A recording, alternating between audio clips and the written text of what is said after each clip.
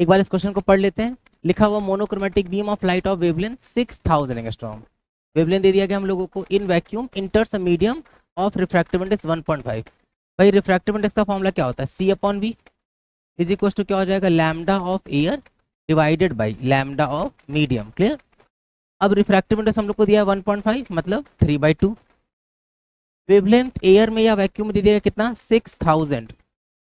Lambda of medium हम लोगों को पता लगाना है, तो अगर हम लोग यहाँ पे ध्यान देंगे तो lambda of medium is equal to क्या आ जाएगा? ये आ जाएगा 4000 एंगस्ट्रॉम। क्लियर ना? तो लैम्डा ऑफ मीडियम आ जाएगा कितना? 4000 एंगस्ट्रॉम। ठीक है। फिर अब हम लोग से खैर पूछा भी था in the medium wavelength is, तो वेवलेंथ कितना आ जाएगा? 4000 एंगस्ट्रॉम। लेकिन आगे क्या पूछा है? आगे पूछा गया फ्रीक्वेंसी। ये बात हम लोगों को एकदम अच्छे से ख्याल रखनी है कि रिफ्रैक्शन के केस में फ्रीक्वेंसी कभी नहीं बदलता है, तो फ्रीक्वेंसी हमेशा सेम रहेगा किसी भी मीडियम में, चाहे हम वो वैक्यूम में निकाल लें चाहे उस 1.5 मीडियम में निकाल लें, फ्रीक्वेंसी सेम टू सेम रहेगा। तो जिसमें ठीक लग रहा हो हम वैक्यूम में सॉल्व कर लेते हैं। भाई हम लोग को पता है स्पीड इज इक्वल टू क्या हो जाएगा? Frequency into wavelength.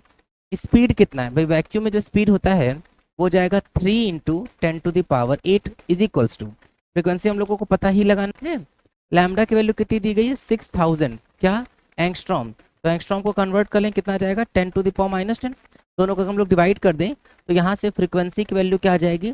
3 into 10⁸ divided by 6 into 10⁻⁻7, क्योंकि 1000 है तो 10⁻³ और 10⁻10 10⁻7 हो जाएगा ये।